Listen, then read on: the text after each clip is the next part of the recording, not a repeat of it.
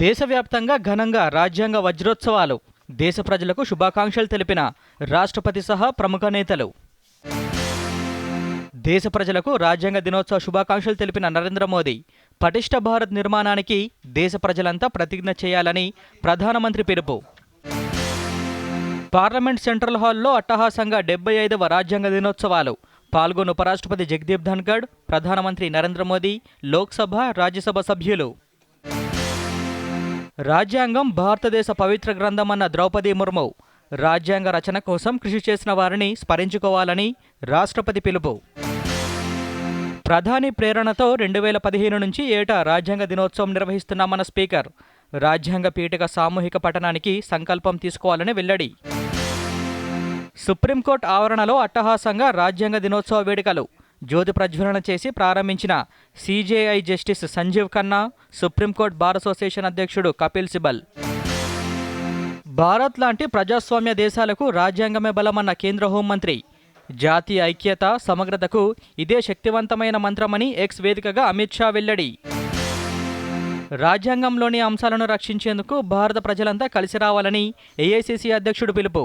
రాజ్యాంగ పరిరక్షణ పోరాటం పుంజుకోవాలని మల్లికార్జున ఖర్గే పిలుపు. మహారాష్ట్ర ముఖ్యమంత్రి ఏక్నాథ్ షిండే రాజీనామా. గవర్నర్కు రాజీనామా లేఖ అందజేత. రష్మీ శుక్లాను డీజీపీగా నియమించిన మహారాష్ట్ర ప్రభుత్వం. అసెంబ్లీ ఎన్నికలు ముగిసిన నేపథ్యంలో నిర్ణయం తీసుకున్నట్లు ఉత్తర్వులు జారీ.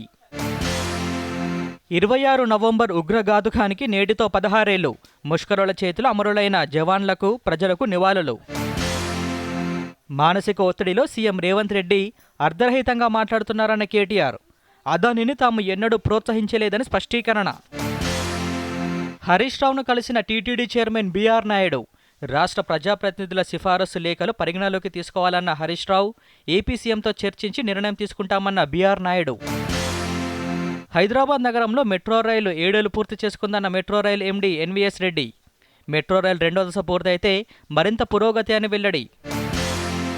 ఢిల్లీ పర్యటనలో తెలంగాణ సీఎం రేవంత్ రెడ్డి. రాష్ట్ర కాంగ్రెస్ ఎంపీలతో సమావేశం.